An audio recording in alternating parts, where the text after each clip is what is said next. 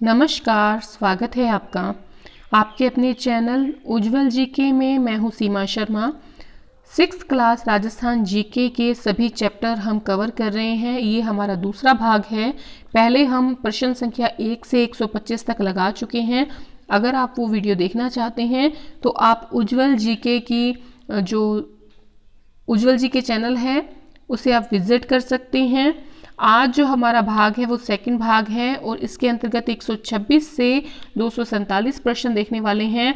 हम 6th class जो है इसकी हिस्ट्री कर चुके हैं 2 भागों के अंतर्गत। अगर आप वो देखना चाहते हैं तो उज्ज्वल जीके चैनल की प्लेलिस्ट में जाकर देख सकते हैं।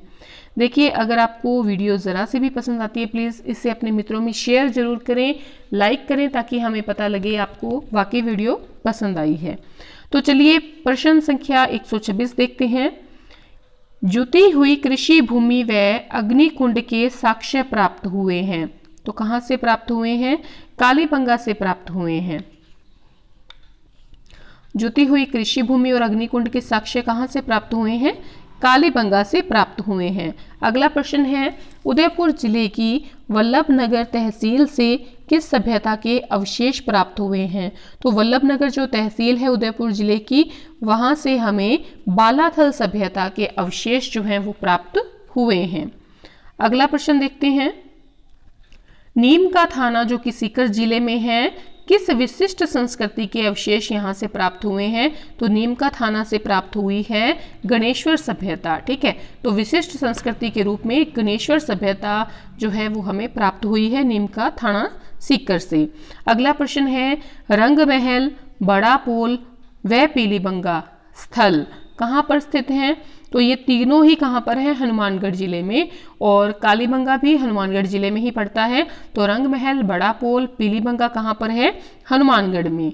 अगला प्रश्न है, 11 कमरों का एक बड़ा भवन प्राप्त हुआ है। तो कहाँ से प्राप्त हुआ है 11 कमरों का एक बड़ा भवन? तो ये हमें प्राप्त हुआ है बालाथल से। ठीक है, चलिए अगला प्रश्न देखते हैं। 131वां प्रश्न है हमारे सामने। तांबे की 6 मुद्राएं, यहाँ पर आएगा 6 मुद्राएं। ठीक है, तांबे की 6 मुद्राएं और 26 किस्म के जो मणिये हैं वो कहाँ से प्राप्त हुए हैं? तो देखिए, 6 तांबे की मुद्राएं और 26 किस्म के मणिये जो प्राप्त हुए हैं वो हमें प्राप्त हुए हैं आहड़ सभ्यता से। देखिए, अगर हम बात करें आहड़ सभ्यता की तो इसकी जो खुदाई हुई है वो 1991 1992 में हुई है। ठीक है, आहड़ सभ्यता की खुदाई कब हुई है? 1951-52 में। अगला प्रश्न है, कालीबंगा की खोज किसने की? तो कालीबंगा की खोज जो की है वो अमलानंद घोष ने की है। अमलानंद घोष ने की है क्या? कालीबंगा की खोज। देखिए, खोज किसने की है? अमलानंद घोष ने की है। और अगर बात करें उत्खनन की तो वो किसने किया है? बीबी लाल ने और बी के थापर ने। बीबी लाल और बी के थापर ने क्या किया है? उत्खनन कार्य किया है। खोज किसने की है कालीबंगा की? अमलानंद घोष ने। चलिए अगला प्रश्न लेते हैं। प्राचीन काल में शासन का प्रमुख कौन होता था? देखिए, शासन का जो प्रमुख होता था वो राजा होता था। ठीक है, अगला प्रश्न देखते हैं। तश्तरियां, दीपक, धूपदानियां, 3 मोहरे, कटोरियां व मटके कहाँ से मिले हैं? तो ये सारी चीजें आहड़ सभ्यता से प्राप्त हुई हैं। तश्तरियां, दीपक, धूपदानियां, 3 मोहरे, कटोरियां व मटके कहाँ से मिले हैं? आहड़ सभ्यता से प्राप्त हुए हैं। अगला प्रश्न है, हनुमानगढ़ में घग्गर नदी के किनारे किस सभ्यता के अवशेष मिले हैं? तो घग्गर नदी के किनारे कालीबंगा सभ्यता के अवशेष हमें प्राप्त हुए हैं हनुमानगढ़ जिले में। अगला है, तांबे की बेल, कांसे के दर्पण, कांच की मणियां, ये कहाँ से प्राप्त हुई हैं? तो देखिए, तांबे की बेल, कांसे के दर्पण और कांच की मणियां हमें कालीबंगा सभ्यता से प्राप्त हुई हैं। अगला प्रश्न है, उदयपुर जिले में बेड़च नदी के किनारे किस सभ्यता के अवशेष प्राप्त हुए हैं? तो देखिए, बेड़च नदी के किनारे जो है आहड़ सभ्यता के अवशेष हमें प्राप्त हुए हैं। नगरी कहाँ पर स्थित है? नगरी चित्तौड़गढ़ में स्थित है। ये भी एक पुरा स्थल है। दर जो है ये भी पुरा स्थल है। और ये दर कहाँ पर स्थित है? तो दर जो है वो भरतपुर में स्थित है। नगरी चित्तौड़गढ़ में है। आहड़ कहाँ है? उदयपुर, बेड़च नदी के किनारे। चलिए अगला प्रश्न देखते हैं। त्रिरत्न चक्र के चिन्ह युक्त घड़े, दीपक व स्वास्तिक चिन्ह प्राप्त हुए हैं। कहाँ से प्राप्त हुए हैं? तो ये प्राप्त हुए हैं बेराट सभ्यता से। त्रिरत्न चक्र के चिन्ह युक्त घड़े, दीपक व स्वास्तिक जो चिन्ह हैं वो बेराट सभ्यता से प्राप्त हुए हैं। अगला प्रश्न देखते हैं। गाय की मुख वाले प्याले, हाथी दांत का कंघा, मिट्टी के बर्तन और खिलौने कहाँ से प्राप्त हुए हैं? तो ये कालीबंगा सभ्यता से प्राप्त हुए हैं। गाय के मुख वाले प्याले, हाथी दांत का कंघा, मिट्टी के बर्तन और खिलौने कालीबंगा सभ्यता से प्राप्त हुए हैं। तांबे के चाकू, कुल्हाड़ी, कर्णफूल, गले के हार की लटकन कहाँ से प्राप्त हुई है? तो देखिए तांबे के चाकू, कुल्हाड़ी, कर्णफूल, गले के हार की लटकन ये प्राप्त हुई है बालाथल से। बालाथल भी एक स्थल है, ठीक है। बालाथल कहाँ पर स्थित है? वल्लभ नगर तहसील, और वो कहाँ पर पड़ता है? उदयपुर जिले में, ठीक है। चलिए अगला प्रश्न देखते हैं। अशोक का शिलालेख कहाँ से प्राप्त हुआ है? कौन सा शिलालेख? भारभू शिलालेख। कहाँ से प्राप्त हुआ है? बैराठ जयपुर से प्राप्त हुआ है। भारभू शिलालेख अशोक का राजस्थान में कहाँ से प्राप्त हुआ है? बैराठ जयपुर से। चलिए अगला प्रश्न लेते हैं। भीनमाल स्थल स्थित है। भीनमाल कहाँ पर है? जालोर में स्थित है, ठीक है। भीनमाल स्थल कहाँ है? जालोर में। चलिए अगला प्रश्न देखते हैं। नाचता हुआ पक्षी, पत्थर की संदूक, लोहे की कीलें और हाथ से बना हुआ वस्त्र कहाँ से प्राप्त हुआ है? ये प्रश्न पूछा गया है कि नाचता हुआ पक्षी कहाँ से मिला है और हाथ से बना वस्त्र कहाँ से प्राप्त हुआ है। तो इम्पोर्टेंट है आपके लिए। नाचता हुआ पक्षी, पत्थर की संदूक, लोहे की कीलें और हाथ से बना हुआ जो वस्त्र प्राप्त हुआ है बैराठ सभ्यता से प्राप्त हुआ है। चलिए अगला प्रश्न देखते हैं।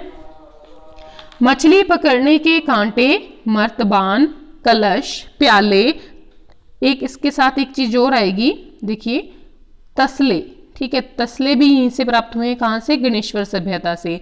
तो देखिए मछली पकड़ने का जो कांटा है ये भी प्रश्न पूछा गया है। मर्तबान, कलश, प्याले, तसले, ढक्कन, हांडियां, ठीक है, ये कहाँ से प्राप्त हुई हैं? गणेश्वर सभ्यता से प्राप्त हुई है। तो देखिए ये जो है ये भी प्रश्न पूछा गया है। तो देखिए सीधे सीधे प्रश्न जो है 6 से लेकर +2 तक के जो है पूछ लिए जाते हैं आपके राजस्थान बोर्ड की जो पुस्तकें हैं वहां से आरपीएससी में, ठीक है। तो सीधे सीधे प्रश्न आपको पूछ लिए जाते हैं। तो क्या करना है? आपने 6 से लेकर +2 तक कवर करना है अगर आपने अध्यापक बनना है तो। अगला प्रश्न है। पांडवों ने अपने अज्ञातवास के अंतिम दिन कहां पर व्यतीत किए हैं? तो बैराठ में, जो कि जयपुर में पड़ता है। पांडवों ने अपने अज्ञातवास के अंतिम दिन व्यतीत किए हैं बैराठ से। चलिए अगला प्रश्न देखें। एक कमरे में 36 चांदी की मुद्राएं, जिसमें 8 जो मुद्राएं हैं वो पंचमार्क हैं और 28 जो हैं वो भारतीय यूनानी शासकों की मुद्राएं हैं। ये कहाँ से प्राप्त होती है? काफी इंपॉर्टेंट प्रश्न है। बैराठ से प्राप्त हुए हैं 36 चांदी की मुद्राएं एक कमरे से, बैराठ से, और जिसमें से जो 36 चांदी की मुद्राएं हैं उसमें से 28 तो भारतीय यूनानी शासकों की मुद्राएं हैं और जो 8 हैं वो पंचमार्क हैं, ठीक है। अगला प्रश्न है। मनुष्य ने सर्वप्रथम किस धातु का प्रयोग किया? तो तांबे का प्रयोग किया मनुष्य ने सबसे पहले। चलिए अगला प्रश्न देखते हैं। तांबा पिघलाने का भट्टी नुमा चूल्हा कहां से प्राप्त हुआ है? तो आहड़ से प्राप्त हुआ है। यह भी प्रश्न पूछा गया है आरपीएससी के द्वारा। तांबा पिघलाने का भट्टी नुमा जो चूल्हा है वो आहड़ से प्राप्त हुआ है। अगला प्रश्न है। तांबे की अंगूठियां, बाण, छैनियां, उस्तरे के फलक कहाँ से प्राप्त हुए हैं? तो ये भी कहाँ से प्राप्त हुए हैं? ये भी गणेश्वर से प्राप्त हुए हैं। तांबे के जो है तांबे की अंगूठियां, तांबे के बाण, तांबे की छैनियां, तांबे के उस्तरे के फलक, ये कहाँ से प्राप्त हुए हैं? गणेश्वर सभ्यता जो है वहां से प्राप्त हुए हैं। भारत का पहला वायसराय कौन था? लॉर्ड कैनिंग था। भारत का पहला वायसराय कौन था? लॉर्ड कैनिंग था। भारत सरकार अधिनियम 1935 लागू हुआ। कब लागू हुआ था? देखिए ये लागू हुआ था 1 अप्रैल 1937 को। काफी इंपॉर्टेंट प्रश्न है। भारत सरकार का अधिनियम 1935 जो है वो 1 अप्रैल 1937 को लागू हुआ। भारत का पहला वायसराय था लॉर्ड कैनिंग। चलिए अगला देखते हैं, मकानों की छत बांस और केलू से बनी होती थी, किस सभ्यता में? तो ये आहड़ सभ्यता में मकानों की छत जो है वो बांस और केलू से बनी होती थी। अगला प्रश्न है, अजमेर मेरवाड़ा के प्रशासन में किस अधिनियम के द्वारा परिवर्तन लाया गया?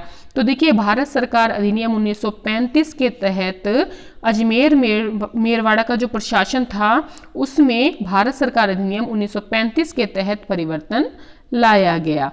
अगला प्रश्न है, भारत सरकार अधिनियम 1935 के तहत अजमेर मेरवाड़ा को विदेश एवं राजनीतिक विभाग से किस विभाग के अंतर्गत लाया गया? तो देखिए अजमेर मेर जो ये गृह विभाग था इसके अंतर्गत लाया गया था। वापस प्रश्न लेते हैं।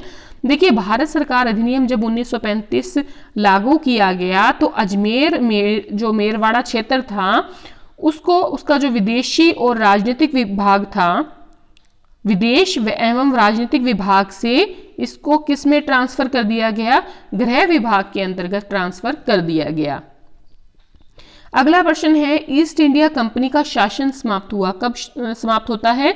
1857 की क्रांति के बाद जो है ईस्ट इंडिया कंपनी का शासन समाप्त हुआ था। कब समाप्त हुआ था? 1857 की क्रांति के बाद ईस्ट इंडिया कंपनी का शासन किसके नियंत्रण में आ गया था? तो इंग्लैंड की रानी, इंग्लैंड के ताज के तहत आ गया था।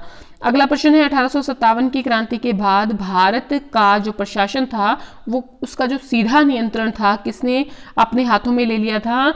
इंग्लैंड के ताज ने, इंग्लैंड के ताज ने 1858 से।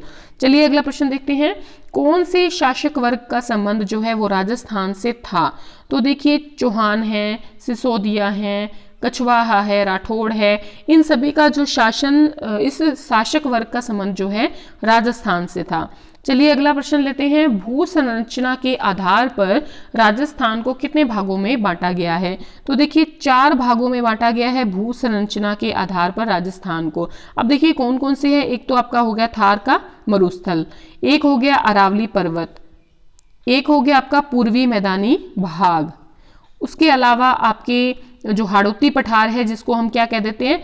दक्षिणी पूर्वी पठार भी कह देते हैं और इसको हाड़ौती का पठार भी कह देते हैं। तो इन 4 भागों में बांटा गया है थार का मरुस्थल, अरावली पर्वत, पूर्वी मैदान और दक्षिण पूर्वी पठार। चलिए अगला प्रश्न लेते हैं, थार मरुस्थल के अंतर्गत राजस्थान के कितने जिले आते हैं? तो 12 जिले आते हैं। देखिए थार के अंतर्गत कितने आते हैं? 12 जिले आते हैं। अगर हम बात करें अरावली के अंतर्गत कितने आते हैं? तो 13 जिले आते हैं। अगर हम बात करें जो मैदानी भाग है अपना पूर्वी, उसके अंतर्गत कितने आते हैं? तो 10 जिले आते हैं। ठीक है, तो इस प्रकार से थार के मरुस्थल में 12 जिले आते हैं, अरावली के अंतर्गत 13 और मैदानी के अंतर्गत 10 जिले।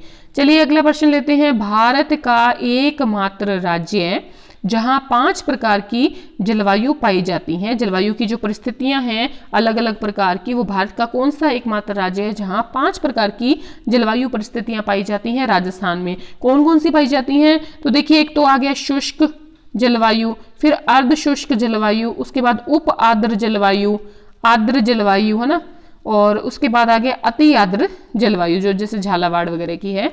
तो देखिए अरावली ये जो आपके भारत का एकमात्र राज्य है जहां पर 5 प्रकार की जलवायु परिस्थितियां हैं, शुष्क, अर्ध शुष्क, उप आर्द्र, आर्द्र और अति आर्द्र। ठीक है, राजस्थान जिले में, राजस्थान राज्य में। चलिए अगला प्रश्न देखते हैं, शुष्क व अर्ध शुष्क मरुस्थलीय जलवायु राजस्थान के किस भाग में पाई जाती है? तो शुष्क और अर्ध शुष्क जो आपके मरुस्थलीय जलवायु है वो राजस्थान के पश्चिमी भाग में पाई जाती है। कहाँ पाई जाती है? पश्चिमी भाग में पाई जाती है शुष्क और अर्ध शुष्क मरुस्थलीय जलवायु। चलिए अगला प्रश्न देखते हैं, जयपुर एवं उत्तरी पूर्वी जिलों में किस प्रकार की जलवायु पाई जाती है? अगर हम जयपुर की बात करते हैं, उत्तरी पूर्वी जिलों की बात करते हैं तो यहाँ पर उप आर्द्री जलवायु पाई जाती है। जयपुर और उत्तरी पूर्वी जिलों में उप आर्द्री जलवायु पाई जाती है। भोराठ का या भोरठ का पठार जो है वो कहाँ पर है? तो भोरठ का जो पठार है वो है उदयपुर एवं राजसमंद जिलों में, उदयपुर एवं राजसमंद जिलों में। ब्रिटिश कालीन भारत केंद्र शासित प्रदेशों एवं कितने प्रांतों से बना था? तो देखिए ब्रिटिश कालीन जो भारत था वो केंद्र शासित प्रदेशों एवं कितने प्रांतों से बना था? तो 11 प्रांतों से बना था। जागीरदारों को महत्वपूर्ण प्रशासनिक पदों पर कौन नियुक्त करता था? तो राजा जो होता था वह जागीरदारों को महत्वपूर्ण प्रशासनिक पदों पर नियुक्त करता था। हमने बात की थी पहली पार्ट में कि जागीरदार जो थे उनके साथ राजा का संबंध कैसा होता था? सौहार्दपूर्ण संबंध होता था। उनकी अंदर जो है आपस में कुलीय भावना होती थी, ठीक है, प्रेम की भावना होती थी। अगला है राजा के कुल क्षेत्रफल का थार का मरुस्थल कितने प्रतिशत है? राजस्थान के कुल क्षेत्रफल का थार का मरुस्थल कितने प्रतिशत है? तो 61% है। कितना प्रतिशत है? 61% है। थार का मरुस्थल जो है राजस्थान के कितने क्षेत्र पे है? 61% क्षेत्र पर।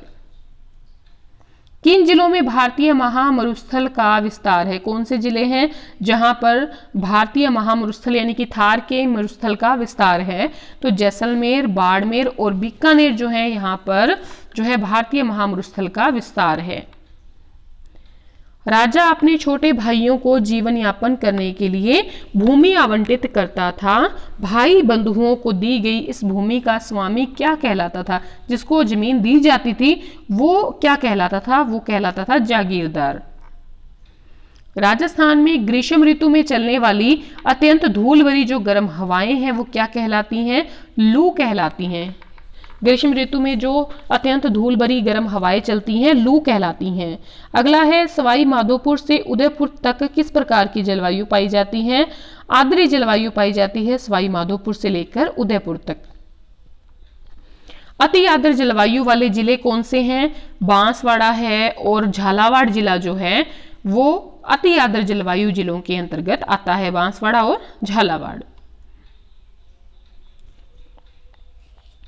अरावली पर्वत किस दिशा की ओर फैला हुआ है? तो दक्षिण पश्चिम से उत्तर पूर्व की ओर फैला हुआ है। देखिए दक्षिण पश्चिम से उत्तर पूर्व की ओर फैला हुआ है, ठीक है। अरावली पर्वत की दिशा इस तरह है। अरावली पर्वत कहां से कहां तक फैली हुई है? खेड़ ब्रह्मा से रायसीना तक जो कि दिल्ली तक पड़ता है वहां तक फैली हुई है अरावली। राजस्थान का सबसे ठंडा स्थान कौन सा है? स्थान की बात करें तो माउंट आबू है और अगर जिले की बात करें तो झालावाड़ है। राजस्थान के भौतिक भाग का दैनिक और वार्षिक तापांतर जो होता है वो सर्वाधिक कहाँ पर होता है? मतलब जो 5 एरियाज दिए हुए हैं, 5 प्रकार की जलवायु परिस्थितियां हैं राजस्थान में, तो वहां पर कौन सा ऐसा एरिया है जहां पर दैनिक और वार्षिक तापांतर सबसे ज्यादा होता है? तो मरुस्थलीय प्रदेश जो है वहां पर सबसे ज्यादा क्या होता है? तापांतर सर्वाधिक होता है। मेसा का पठार कहां पर है? चित्तौड़गढ़ में। राजस्थान के किस जिले में सबसे ज्यादा वर्षा होती है? झालावाड़ जो है यहाँ पर सबसे ज्यादा वर्षा होती है और राजस्थान का जो सबसे आर्द्र जिला है वो भी आपके जो है झालावाड़ ही है। अगर आपसे पूछने राजस्थान के किस स्थान में सर्वाधिक वर्षा होती है तो वो माउंट आबू होगा, ठीक है। लसाड़िया का पठार कहां पर है? लसाड़िया का पठार उदयपुर व प्रतापगढ़ में है। कहां पर है लसाड़िया का पठार? उदयपुर व प्रतापगढ़ में। अरावली पर्वत राजस्थान के कुल क्षेत्रफल के कितने भाग में फैली है? अरावली जो पर्वत है वो राजस्थान के 9% क्षेत्रफल में फैली है। 9% भाग जो है उस पे फैली है। 56 गांवों का समूह और 56 जो नदी नालों से निर्मित मैदान है वो किन जिलों में है? तो बांसवाड़ा में है और प्रतापगढ़ में है। 2 जो जिले हैं बांसवाड़ा प्रतापगढ़, यहाँ पर 56 गांवों का समूह और 56 नदी नालों से निर्मित मैदान है। इसे 56 का मैदान या फिर माही का मैदान भी कहते हैं। 56 का मैदान या माही का मैदान भी इसी को कहते हैं। चलिए, गुरु शिखर जो है सर्वोच्च चोटी है अरावली की, तो ये किस स्थान पर है? माउंट आबू सिरोही में है। भारत में किस ऋतु में मावठ वर्षा होती है? तो भारत की अगर बात करें तो शीत ऋतु में मावठ की वर्षा होती है। अगर मावठ की बात करें तो ये कृषि कौन सी खेती के लिए सबसे बढ़िया है? गेहूं के लिए जो है मावठ लाभदायक है। राजस्थान के अर्ध शुष्क मरुस्थल को कितने भागों में बांटा गया है? अर्ध शुष्क की बात कर रहे हैं तो 4 भागों में बांटा गया है। अब देख लेते हैं कौन कौन सा अर्ध शुष्क मरुस्थल के अंतर्गत आता है। एक तो आता है घग्गर बेसिन, ठीक है, कौन सा? घग्गर बेसिन। दूसरा कौन सा आता है? आपके शेखावाटी बेसिन। तीसरा आता है नागौर बेसिन और चौथा आता है लूणी बेसिन, ठीक है। तो Ghaggar basin, Shekhawati basin, Nagaur basin और लूणी बेसिन, ये किसके अंतर्गत आता है? राजस्थान के अर्ध शुष्क मरुस्थल के अंतर्गत। राजस्थान की जीवन रेखा किसे कहते हैं? तो इससे कहते हैं अरावली को। राजस्थान में सबसे कम वर्षा कहाँ होती है? जैसलमेर। सबसे ज्यादा वर्षा कहाँ होती है? झालावाड़ में। ऊपरमाल पठार किस जिले में है? ऊपरमाल पठार जो है वो कहाँ पर है? चित्तौड़गढ़ और भीलवाड़ा में पड़ता है बीच में। अगर चित्तौड़गढ़ की बात करें तो यहाँ पर भैंसरोडगढ़ से लेकर, अगर भीलवाड़ा की बात करें है तो बिजोलिया तक, ठीक है, भैंसरोडगढ़ चित्तौड़गढ़ से बिजोलिया भीलवाड़ा तक ऊपरमाल पठार आता है। चलिए अगला लेते हैं प्रश्न। राजस्थान के कौन से भौतिक जो विभाग में लावे से निर्मित मध्यम काली मिट्टी पाई जाती है? जब भी काली मिट्टी की बात आती है, लावे से निर्मित काली मिट्टी की बात आती है तो हाड़ौती पठार ही उत्तर आएगा, ठीक है। राजस्थान में सबसे ज्यादा बारिश कहाँ होती है? बारिश जो होती है वो किस मानसून से होती है? तो बंगाल की जो खाड़ी का मानसून है वहां से राजस्थान में सबसे ज्यादा बारिश होती है, ठीक है। अरब वाले से नहीं होती, ज्यादा किससे होती है? बंगाल की खाड़ी वाली से। राजस्थान में ग्रीष्म ऋतु जो है वो कब रहती है? तो मार्च से लेकर जून तक रहती है। देखिए अगर राजस्थान की बात करें, ग्रीष्म ऋतु जो है वो मार्च से जून तक रहती है। और अगर हम वर्षा ऋतु की बात करें तो ये रहती है जुलाई से लेकर सितंबर तक। उसके बाद शीत ऋतु आ जाती है। उड़िया का पठार और आबू का पठार किस जिले में है? उड़िया और आबू दोनों ही सिरोही में है। किस मरुस्थल में विश्व के अन्य मरुस्थलों की तुलना में, ये बहुत बार प्रश्न पूछा गया है, किस मरुस्थल में विश्व के अन्य मरुस्थलों की तुलना में अधिक जनघनत्व, वर्षा, खनिज विविधता, पशु घनत्व, कृषि, वनस्पति, सिंचाई के साधन व सर्वाधिक जो जैव विविधता है वो पाई जाती है? तो देखिए एक ही मरुस्थल है हमारे पास और वो है थार का मरुस्थल, और यहाँ पर सबसे ज्यादा विविधता पाई जाती है। अगला प्रश्न है, चंबल नदी के आसपास कहाँ तक का क्षेत्र नाली अपर्दन के कारण उबड़ खाबड़ हो गया है? तो देखिए चंबल नदी के कारण कोटा से लेकर धौलपुर तक का जो एरिया है वो नाली अपर्दन के कारण उबड़ खाबड़ हो गया है। अरावली पर्वत की लंबाई कितनी है? 692 किलोमीटर है। बीहड़ भूमि के लिए कौन सी नदी प्रसिद्ध है? देखिए इसी में बीहड़ भूमि के लिए चंबल नदी प्रसिद्ध है। इसी में अगर हम कह दें कि डांग क्षेत्र या उत्खात भूमि, एक ही बात है। अगर आपके पास प्रश्न आ जाता है डांग भूमि या उत्खात भूमि के लिए कौन सी नदी प्रसिद्ध है, तो वो भी चंबल नदी होगी। एक ही बात है, बीहड़ कह लें, डांग कह लें, उत्खात भूमि कह लिए, तो चंबल नदी इसके लिए क्या है? प्रसिद्ध है।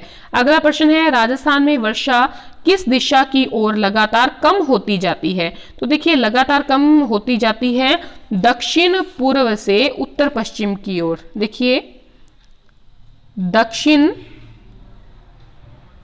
पूर्व, यहां पर कौन सा जो है आपके आ जाएगा? झालावाड़ आ जाएगा। झालावाड़ में सबसे ज्यादा होती है। और दक्षिण पूर्व से उत्तर पश्चिम की ओर, उत्तर ये हो गया, उत्तर ये है, पश्चिम ये है। यहाँ पर कौन सा जिला आ जाता है? जैसलमेर। तो यहाँ से यहाँ पर जाते जाते क्या हो जाता है? वर्षा जो है वो धीरे धीरे कम होती चली जाती है। पश्चिमी विक्षोभ चक्रवातों का निर्माण कहाँ से होता है? तो पश्चिमी विक्षोभ चक्रवातों का निर्माण भूमध्य सागर से होता है। राजस्थान के अपवाह तंत्र को कितने भागों में बांटा गया है? 3 भागों में बांटा गया है अपवाह तंत्र को। एक तो आ गया आपके बंगाल की खाड़ी का अपवाह तंत्र, एक हो गया अरब सागरीय अपवाह तंत्र, और एक हो गया आंतरिक अपवाह तंत्र। जो आंतरिक नदियां हैं आपकी लूणी वगैरह, वो आ गया आंतरिक अपवाह तंत्र, ठीक है। तो 3 भागों में अपवाह तंत्र को बांटा गया है। किस नदी का उद्गम जानापाव पहाड़ी मध्य प्रदेश से होता है? तो जानापाव वो जो मध्य प्रदेश है वहां से चंबल नदी जो है इसका उद्गम होता है। जानापाव पहाड़ी मध्य प्रदेश से चंबल नदी का उद्गम होता है। अगला प्रश्न है, बनास, काली सिंध, पार्वती, चंबल नदियां किस अपवाह तंत्र का भाग हैं? बनास, काली सिंध, पार्वती व चंबल नदियां बंगाल की खाड़ी के अपवाह तंत्र का भाग है। सिलीसेड झील स्थित है। सिलीसेड झील कहाँ पर स्थित है? तो सिलीसेड झील जो है वो अलवर में स्थित है। ठीक है। गैप सागर झील कहाँ पर है? गैप सागर है डूंगरपुर में। सिलीसेड कहाँ पर है? अलवर में। गैप सागर है डूंगरपुर में। किस नदी का उद्गम खमनोर की पहाड़ी से होता है? बनास नदी का उद्गम जो है वो खमनोर की पहाड़ी से होता है। ठीक है। राजसमंद जिले में है खमनोर की पहाड़ी। आना सागर झील कहाँ पर है? आना सागर झील है अजमेर में। देखिए, बनास नदी का जो उद्गम है खमनोर की पहाड़ी राजसमंद से होता है। गैप सागर डूंगरपुर में है और आपके सिलीसेड झील जो है वो अलवर में है। आना सागर झील अजमेर में है। नक्की झील कहाँ पर है? सिरोही में। लूणी नदी बहती है तो कौन कौन से जिलों में बहती है? बहुत बार प्रश्न पूछा गया है। अजमेर, नागौर, पाली, बाड़मेर, जोधपुर व जालोर। ठीक है। अजमेर, नागौर, पाली, बाड़मेर, जोधपुर व जालोर में बहती है लूणी नदी। चंबल नदी किस जिले में बहती है? तो चंबल झील जो नदी है वो बहती है चित्तौड़गढ़, धौलपुर, कोटा, बूंदी, करौली व सवाई माधोपुर। चंबल नदी किस जिले में बहती है? चित्तौड़गढ़, धौलपुर, कोटा, बूंदी, करौली व सवाई माधोपुर। तो 6 जिलों में बहती है। बनास की सहायक नदियां कौन सी हैं? खारी, बेड़च, मेनाल व कोठारी। बनास की सहायक नदियां खारी, बेड़च, मेनाल व कोठारी। जवाहरलाल नेहरू ने नदी घाटी परियोजनाओं को क्या कहा था? तो जवाहरलाल नेहरू ने जो कहा था, आधुनिक भारत के मंदिर कहा था नदी घाटी परियोजनाओं को। माही बजाज सागर बांध कहां पर है? बोरखेड़ा बांसवाड़ा में है। माही बजाज सागर बोरखेड़ा बांसवाड़ा। राजस्थान व मध्य प्रदेश की संयुक्त परियोजना कौन सी है? देखिए, राजस्थान और मध्य प्रदेश की संयुक्त परियोजना है चंबल परियोजना। राजस्थान और गुजरात की जो संयुक्त परियोजना है वो है माही बजाज सागर परियोजना। घग्गर नदी, बाणगंगा, कांतली, साबी, रूपारेल, मेंढा नदी किस अपवाह तंत्र का भाग है? तो यह है आंतरिक अपवाह तंत्र का भाग। आंतरिक अपवाह तंत्र का भाग है घग्गर नदी, बाणगंगा, कांतली, साबी, रूपारेल, मेंढा नदी। और देखिए, ये समुद्र में मिलने से पहले ही क्या हो जाती हैं? विलुप्त हो जाती हैं। जोजरी, बांडी, खारी, सुकड़ी, जवाई, मीठड़ी, सागी, गुहिया, ये किसकी सहायक नदियां हैं? तो ये सभी लूणी की सहायक नदियां हैं।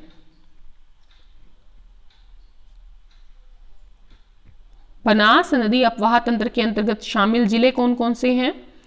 राजसमंद, भीलवाड़ा, अजमेर, चित्तौड़गढ़, टोंक व सवाई माधोपुर।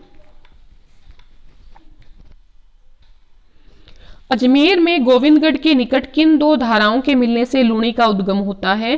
तो सागरमती और सरस्वती, इन 2 धाराओं के मिलने से लूणी का उद्गम होता है।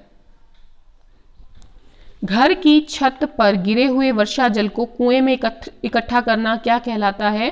रूफ टॉप कहलाता है, यानी कि जल संचयन की एक विधि है। तो रूफ टॉप कहलाता है घर की छत पर गिरे हुए वर्षा जल को कुएं में इकट्ठा करना। चंबल की सहायक नदी बनास, काली सिंध व पार्वती। चंबल की सहायक नदी है बनास, काली सिंध व पार्वती। पूर्णतः राजस्थान में बहने वाली सबसे लंबी नदी कौन सी है? पूर्णतः राजस्थान में बहने वाली सबसे लंबी नदी है बनास। इसकी लंबाई कितनी है? तो बनास की लंबाई है 480 किलोमीटर। ये पूर्णतः राजस्थान में बहती है बनास। किस नदी का पानी भरतपुर में घना पक्षी राष्ट्रीय उद्यान में नम भूमि का निर्माण करता है? बाणगंगा जो है, इसका पानी जो है भरतपुर में घना पक्षी राष्ट्रीय उद्यान में नम भूमि का निर्माण करता है। राजस्थान की सबसे लंबी और एकमात्र वर्ष पर बहने वाली नदी कौन सी है? चंबल नदी जो है वो सबसे लंबी है और एकमात्र ऐसी नदी है जो वर्ष भर जल से भरी रहती है, बहती है। ठीक है। गैप सागर झील कहां पर है? गैप सागर झील डूंगरपुर में है। सवाई माधोपुर में रामेश्वर के निकट चंबल में कौन सी नदी मिलती है? बनास नदी मिलती है सवाई माधोपुर में रामेश्वर के निकट।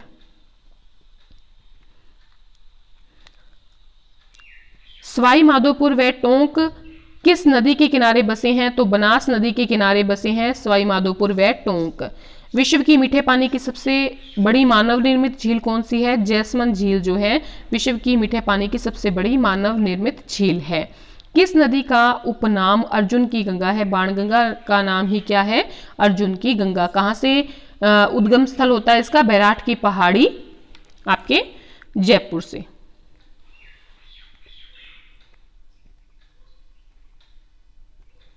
सरदार सरोवर परियोजना किन राज्यों की संयुक्त परियोजना है? तो सरदार सरोवर परियोजना जो है वो राजस्थान, गुजरात, मध्य प्रदेश व महाराष्ट्र की संयुक्त परियोजना है। जो चंबल परियोजना है वो राजस्थान, मध्य प्रदेश की है, और जो आपके माही बजाज सागर परियोजना है वो राजस्थान और गुजरात की है। बालसमंद, कायलाना, उमेद सागर झीलें किस जिले में है? जोधपुर में।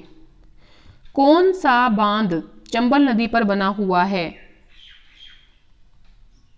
गांधी सागर बांध, राणा प्रताप सागर बांध, जवाहर सागर व कोटा बैराज।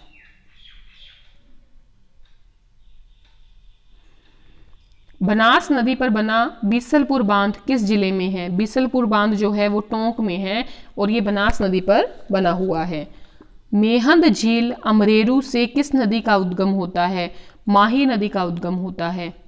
मेहंद झील कहाँ पर है? मध्य प्रदेश में। ठीक है, और अगर बात करें मेहंद झील की तो ये आपके माही जो है, माही की बात करें तो माही जो नदी है राजस्थान में कहाँ से प्रवेश करती है? खांडू से प्रवेश करती है। एक जगह का नाम है खांडू। बैराठ पहाड़ी जयपुर से किस नदी का उद्गम होता है? बाणगंगा का उद्गम होता है। बिसलपुर परियोजना से किन जिलों को पेयजल की प्राप्ति होती है? जयपुर, अजमेर व टोंक। महाराणा जयसिंह के द्वारा जयसमंद झील का निर्माण करवाया गया। कब करवाया गया? 1687 से 1691। गांधी सागर बांध कहां पर है? मंदसौर में। मंदसौर कहां पर है? मध्य प्रदेश में। कागदी पिकअप स्थित है बांसवाड़ा में। जवाहर सागर स्थित है कोटा में। शिवालिक पहाड़ी से किस नदी का उद्गम होता है? घग्गर नदी का उद्गम होता है। राजस्थान में जल विभाजक का कार्य करता है अरावली पर्वत। राणा प्रताप सागर बांध कहां पर है? चित्तौड़गढ़ में। राजस्थान का औद्योगिक नगर है कोटा। लूनी का जल कहां तक मीठा रहता है? बालोतरा तक मीठा रहता है, उसके बाद खारा हो जाता है। सोम और जाखम किसकी सहायक नदियां हैं? माही की सहायक नदियां हैं सोम व जाखम। अगले दो प्रश्न थोड़े कट गए हैं। एक तो है प्रश्न जवाई परियोजना जो है वो कहाँ की है? जवाई परियोजना जो है वो है आपके पाली की। ठीक है, जवाई परियोजना कहाँ पर है? पाली में। और जाखम परियोजना जो है वो कहाँ पे है? तो जाखम जो है वो आपके प्रतापगढ़ में है।